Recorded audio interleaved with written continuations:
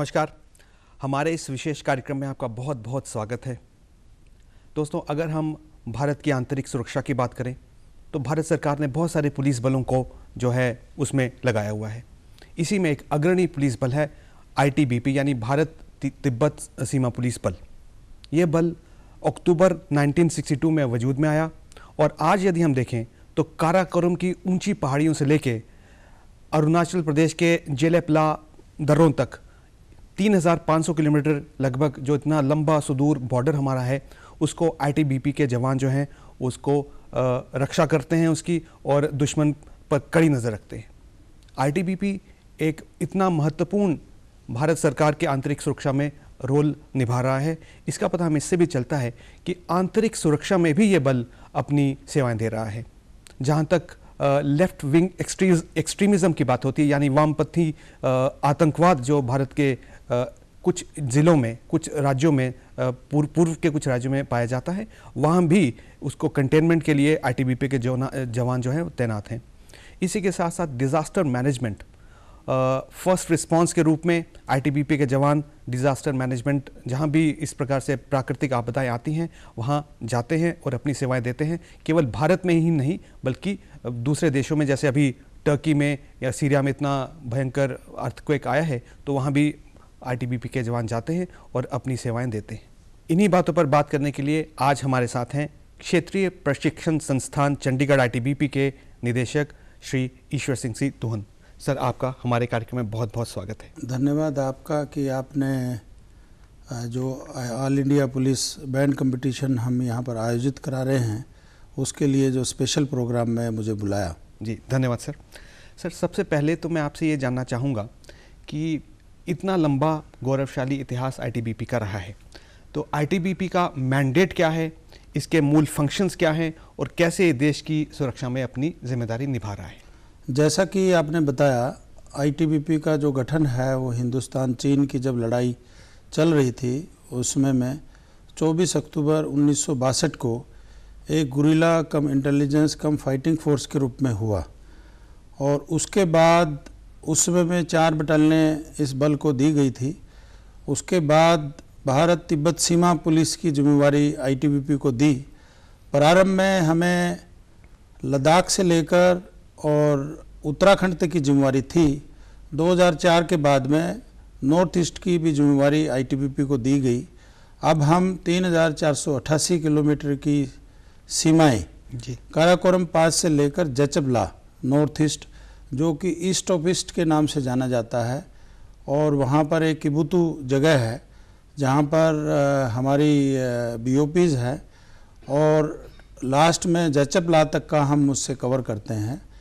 इसमें हमारी पूरी बटालियनें डिप्लॉयड हैं और हमारी जिम्मेवारी इस बॉर्डर की सुरक्षा का ख्याल रखना, इनग्रेस और इग्रेस कोई होता है तो उसको रोकना, और वहाँ की जनता में ब्रदरहुड की भावना, राष्ट्र की भावना और उनका देखभाल करना भी हमारी जिम्मेवारी है।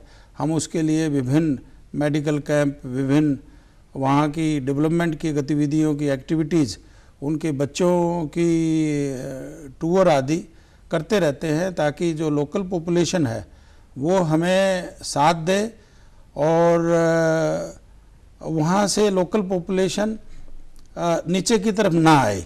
जैसा कि अभी वाइब्रेंट विलेज का कंसेप्ट गवर्नमेंट का आया है, उसमें यही है कि एक बजट प्रोवाइड किया गया है जिसमें उस इलाके को भी वही सुविधा दी जाए जो दूसरे इलाके में है, ताकि वहाँ से जो गांव हैं वो उठ के नीचे ना जाएं, क्योंकि काफ़ी गांव ऐसे हैं जो कि घोस्ट विलेज हो चुके हैं जी, जहाँ बहुत कम जनसंख्या है या ना के बराबर जनसंख्या है। सिर्फ ITBP की ही डिप्लॉयमेंट है, और सरकार का यही प्रयास है कि वहाँ पर जो जनसंख्या है वहाँ पर दोबारा से जाएं और उस इलाके को पूरा बसाएं और उस इलाके में अपनी आजीविका को जो है वो चलाएं जी। तो ये 3488 किलोमीटर का जो जिसमें 5 यूनियन टेरिटरी और स्टेट आते हैं, लद्दाख, हिमाचल, उत्तराखंड, सिक्किम और अरुणाचल जी। ये 5 स्टेट की जो सीमाएं हैं इसको हम देखते हैं जी। सर, आपने बहुत सारी बातें बताई हैं दर्शकों को। वाकई कुछ लोग ऐसे भी हैं हमारे जो उत्सुकता तो रखते हैं परंतु ये सारी जानकारियों से वंचित रहते हैं। तो सर इसके बाद एक जो इतना जो लंबा फ्रंटियर है, इतना लंबा जो बॉर्डर है, उसमें पहाड़ियाँ भी हैं, नदी नाले भी हैं, बहुत सारी चीज़ें इस तरह से, क्योंकि वो भौगोलिक रूप से बहुत ही अनस्टेबल एरिया है। तो ट्रेनिंग में इसमें जो है एक महत्वपूर्ण रोल अदा करती है ट्रेनिंग, कि उनको उस सेटिंग में, उस एटमॉस्फेयर में कैसे वो अपनी सुरक्षा के साथ साथ देश की सुरक्षा भी कर पाएँ। आप क्षेत्रीय प्रशिक्षण संस्थान के निदेशक भी हैं, तो किस प्रकार की स्पेशलाइज्ड ट्रेनिंग जो है आईटीबीपी के जवानों को आपके केंद्र द्वारा दी जाती है? जैसे कि आपने बताया कि हम लोग अत्यंत दुर्गम इलाकों में तैनात है और जहां हमारी डिप्लॉयमेंट 18,700 फीट की हाइट तक जो सी लेवल से होता है वहां तक हम डिप्लॉयड हैं, जहां पर टेम्परेचर -50 डिग्री तक पहुंच जाता है और ऑक्सीजन की मात्रा भी वहां पर कम होती है। बट उसके लिए हम जवानों को विशेष तरह की क्लोथिंग प्रोवाइड करते हैं, विशेष तरह की ट्रेनिंग प्रोवाइड करते हैं, ताकि उस विषम परिस्थितियों में भी हमारे बल का जवान जो है वो सुचारू रूप से काम कर सके और पूरी सक्षमता से वो अपनी ड्यूटी को निभा सके। ये जो बेसिक ट्रेनिंग सेंटर आईटीबीपी का भानु में है, ये यहाँ पर 1991 से स्थापित है। इससे पहले इस बल के साथ ही इस ट्रेनिंग सेंटर का गठन मध्य प्रदेश करेरा में हुआ था। उसके बाद ये ट्रेनिंग सेंटर कुल्लू में रहा और कुल्लू में जगह की कमी और फायरिंग रेंज की कमी और ट्रेनिंग एरिया की कमी होने की वजह से यहाँ पर ये स्थापित है। और ये ट्रेनिंग सेंटर 335 एकड़ में स्थापित है। हमारी अपनी फायरिंग रेंजेज है, हमारा अपना ट्रेनिंग एरिया है, हमारे अपने ऑब्स्टेकल कोर्सेज हैं, 3 हमारे पास ग्राउंड्स हैं, ड्रिल ग्राउंड हैं।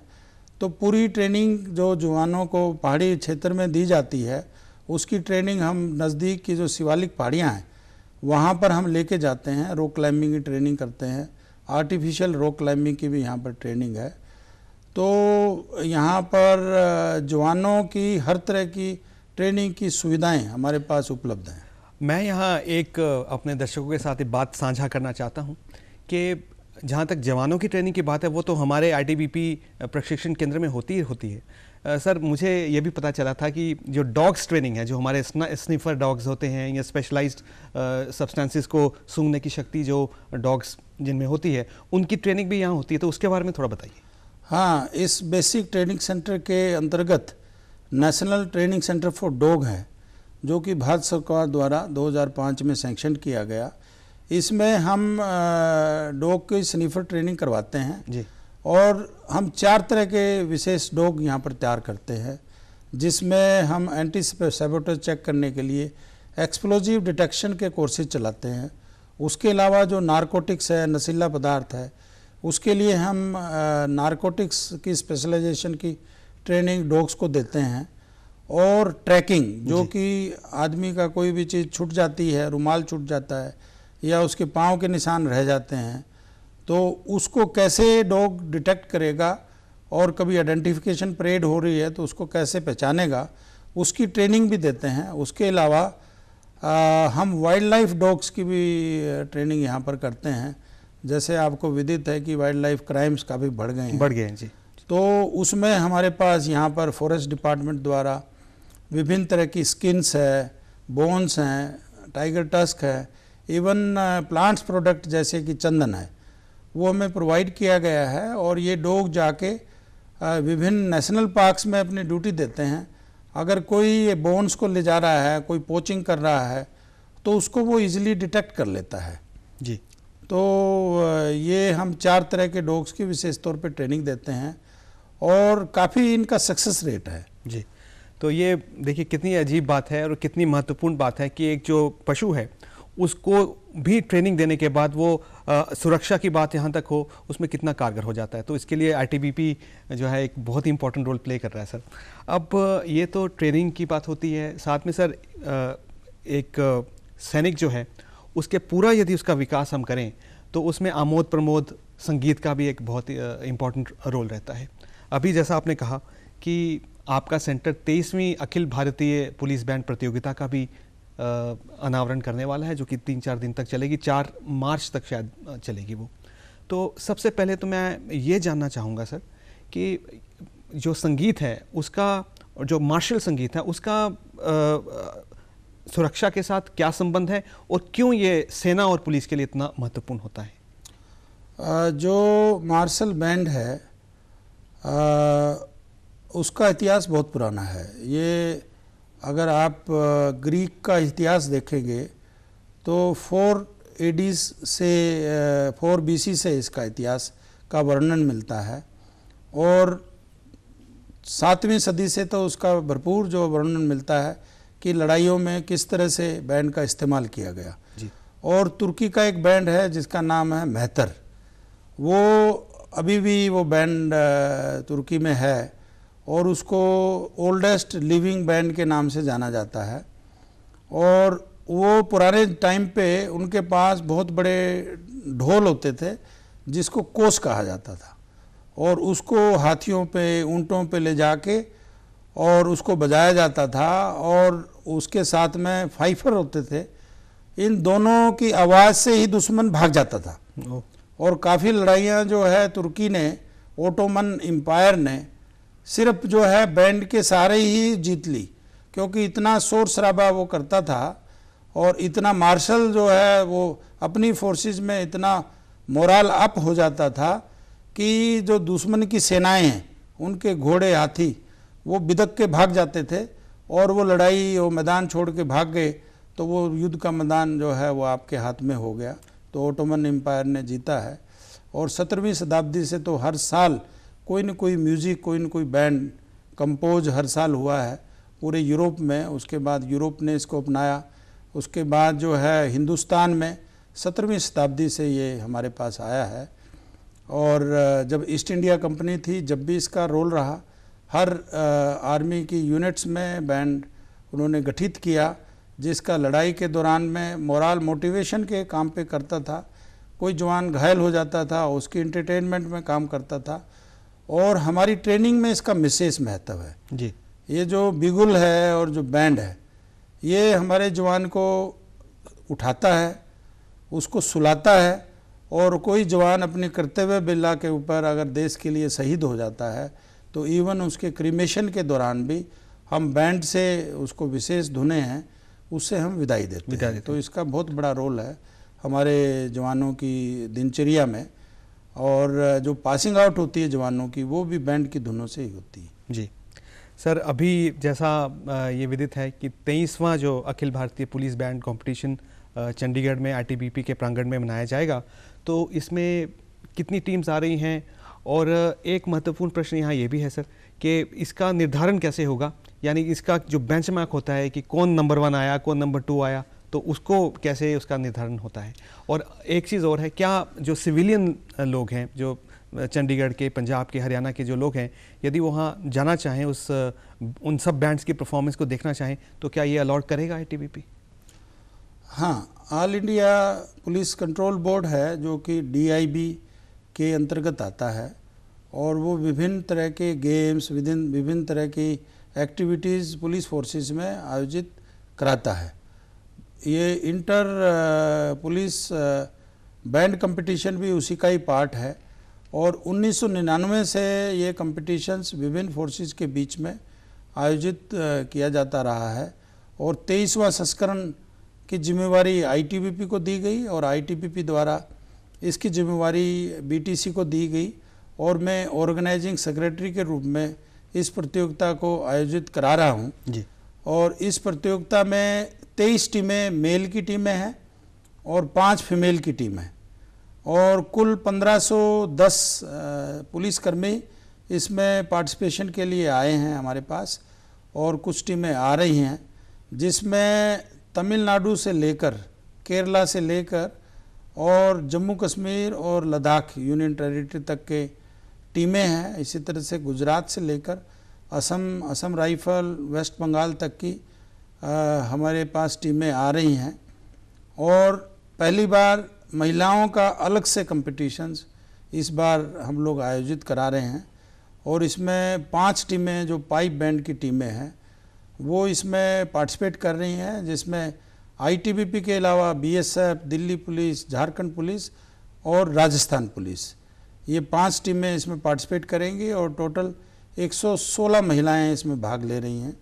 इवन मेल बैंड की टीमों में भी महिलाएं भाग ले रही हैं। 14 महिलाएं राजस्थान की टीम से भाग ले रही हैं और 2 महिलाएं एसएसबी की टीम से भाग ले रही हैं जी। और इसमें 3 तरह की प्रतियोगिताएं हैं। 3 तरह की बरास बैंड है हमारा, जिसमें एक बैंड मास्टर होता है और 33 अन्य होते हैं, और पाइप बैंड है जिसमें एक बैंड मास्टर होता है और 16 अन्य होते हैं, और बिगुलर होते हैं जिसमें 5 बिगुलर होते हैं और 2 रिजर्व होते हैं जी। तो इन 3 इवेंट्स का कंपटीशन है। इसके लिए हमने न्यूट्रल एम्पायर बुलाए हैं जो कि पुराने जिनका तजुर्बा है और आर्मी से, एयरफोर्स से वो रिटायर्ड हैं। एक देहरादून से मेजर मनसाराम जी आ रहे हैं जी, और मिस्टर पीके जैना, स्क्वाड्रन लीडर पीके जैना, वो उड़ीसा से आ रहे हैं, और एक मेजर पूना से आ रहे हैं। तो ये तीनों जजेज आएंगे, ये डेट्स निर्धारित करेंगे, डिफरेंट लोट्स इसके निकाले जाएंगे और उसके मुताबिक फर्स्ट, सेकंड, थर्ड पोजीशन जो है वो निर्धारित की जाएगी और उसका जो फैसला है वो ब्रीफ केस में बंद रहता है। लास्ट मिनट में उसका फैसला जो है जी, जी। वो अनाउंस करते हैं और हमारा यही प्रयास है कि इसमें बेस्ट टीम इसमें जीते जी। और ये जो गेम है इसको खेल की भावना से सब लोग खेलें और बेस्ट टीम इसमें जीते। ट्रांसपेरेंट ढंग से ये कंपटीशंस आयोजित की जाए, ये हमारा प्रयास है। उन सभी टीमों का एडमिनिस्ट्रेटिव अरेंजमेंट्स करना, उनको गाड़ियां देना, टीम मैनेजर्स को रखना, ये जिम्मेवारी आईटीबीपी के अलावा CRPF, Punjab police, Haryana police और चंडीगढ़ पुलिस भी हमारे साथ में सहयोग कर रही है, क्योंकि काफ़ी बड़ा कंटिजेंट इसमें आता है जी। और स्थानीय लोगों की इसमें शमूलियत होती है, जो देखने वाले दर्शक यदि बाहर से आना चाहें तो क्या वो आते हैं? हाँ, हमने मार्च में भी एक कंपटीशन इसी तरह का आयोजित कराया था जी, घुड़सवारी का, जिसमें ऑल इंडिया पुलिस घुड़सवारी प्रतियोगिता और माउंटेड पुलिस प्रतियोगिता हमने आयोजित कराई थी। उस समय में भी ये निवेदन किया था, जो भी इसके जो गेम के लवर्स हैं, जैसे ये बैंड प्रतियोगिता है, जो इसको देखना चाहता है तो वो हमारे कैंपस में आ सकता है। हमने गेट्स के ऊपर पासिस बना के रखे हुए हैं जी। सिर्फ उसको अपना आईडी प्रूफ देना है और उनको हम अकम्पनी करेंगे और वो अपने ग्राउंड में देख सकते हैं। सिर्फ क्योंकि सिक्योरिटी कैंप है, सिर्फ यही निवेदन है कि ऐसी कोई गतिविधियां, कोई फोटोग्राफी ना करें जिससे हमें सुरक्षा में हमें जो है किसी तरह का विघ्न हो। जी जी जी। सर, एक आपने बिल्कुल अच्छा कहा कि कुछ महिलाएं भी इसमें आ रही हैं, महिलाओं का कंटिजेंट भी इसमें आ रहे हैं जो कि इसमें अपनी प्रस्तुतियां देंगे। महिला सशक्तिकरण की हम बात करें अगर भारतीय रक्षा तंत्र के संदर्भ में, तो हम ये देखते हैं कि महिलाओं को कॉम्बैटिव और नॉन कॉम्बैटिव रोल्स में भी आजकल गवर्नमेंट अलाउ करती है, आर्मी, नेवी, एयरफोर्स अलाउ करती है। तो आईटीबीपी महिला सशक्तिकरण को लेके या महिला काडर की प्रतिनिधित्व को लेकर क्या कर रही है, कैसे उनको इनकरेज कर रही है कि वो भी आईटीबीपी फोर्स का हिस्सा बने? आईटीबीपी फोर्स में अभी कम्बैट रोल में भी महिलाएं आ रही हैं। पहले सिर्फ जो है क्लैरिकल और नॉन कम्बैटिव रोल में ही महिलाएं आईटीबीपी में आती थी। अभी अधिकारी भी आ रही हैं, अधीनस्थ अधिकारी भी आ रही हैं और जवान भी आ रही हैं जी। और हमारा लक्ष्य है कि कम से कम 15% जो है हमारी फोर्स की कम्बैटिव स्ट्रेंथ है वो महिलाएं की हों जी। और वो जो भी चुनना चाहते हैं, जैसे कोई स्पोर्ट्स में भाग लेना चाहती हैं या बैंड प्रतियोगिता में भाग लेना चाहती हैं या हमारी जाबाज टीम का हिस्सा होना चाहती हैं, तो वो उनको पूरी छूट है। उसके अलावा वो मेल काउंटर पार्ट के साथ में और कहीं कहीं कुछ पोस्ट्स तो हमने इंडिपेंडेंटली महिलाओं को देने का निर्णय किया है जी। ताकि वो अपने आप में एक पोस्ट को जो गार्ड करने में सक्षम हो। और महिलाओं का जो रिस्पांस है बहुत अच्छा रहा है और हमने देखा कि काफ़ी कॉन्फिडेंट जो है महिलाएं हो रही हैं। ट्रेनिंग के बाद में और ज़्यादा कॉन्फिडेंट वो हो जाती हैं। अभी मैं आपको बताना चाहूँगा कि यहाँ पर हम जेंट्स और महिलाओं का दोनों का कमांडो कोर्स चलाते हैं जी। और 2 बैच पहले से कोई भी महिला जो हमारे कमांडो कोर्स पास नहीं कर पाई थी, तो फिर उनसे बातचीत किया गया, मोटिवेशन किया गया कि आप हर चीज़ में सक्षम हैं, सिर्फ जो है आपने मेहनत करना है। और अब जो है 20 में से 17 महिलाएं 16 महिलाएं हैं वो पास हो रही हैं, कम से कम 3 बैचेज आ चुके हैं। वो हेलीकॉप्टर से अपने सामान के साथ में स्लाइडिंग भी करती हैं, पानी में भी कूदती हैं, जंगल में भी अपनी ड्यूटी देती हैं। जिन लड़कियों को जो है पानी से डर लगता था, हाइट से डर लगता था, कीड़े मकोड़ों से डर लगता था, अब वो बिल्कुल जो है भय मुक्त हो चुकी हैं जी। और हमारे महानिदेशक साहब भी यहाँ पर आए थे, उन्होंने भी जो है इन कमांडो से इंटरेक्ट किया गया था और वो भी काफ़ी प्रभावित हुए जो इनका जो है मोटिवेशन देख के और इन महिलाओं का जो मोराल देख के उनको भी जो है पूरी एक ताकत मिली कि जो महिलाएं हैं वो किसी से कम नहीं है। जी। तो हमने देखा कि आईटीबीपी अपने आप में एक कंप्लीट ऑर्गेनाइजेशन है। Internal security, border management, sports और म्यूज़िक एक्टिविटी, इन सब में बढ़ चढ़ कर आईटीबीपी के जवान जो हिस्सा लेते हैं और इसको भारत की सुरक्षा के साथ साथ जोड़ने के साथ साथ भारत की जो कला संस्कृति है उसको सहेजने में और उसको एक हाईलाइट करने में अपना रोल प्ले करते हैं। सर, आप हमारे इस विशेष कार्यक्रम में आए, आपने हमारे लिए थोड़ा समय निकाला और इतनी महत्वपूर्ण जानकारी हमारे दर्शकों तक पहुंचाई, इसके लिए आपका बहुत बहुत धन्यवाद। आपका बहुत बहुत धन्यवाद कि आपने हमें बुलाया यहाँ पर और जो बैंड जैसा महत्वपूर्ण विषय के बारे में चर्चा की और मुझे मौका मिला कि आपके माध्यम से जो है जनरल चंडीगढ़ और हिंदुस्तान की जनता को बताने का बहुत बहुत धन्यवाद। Thank you.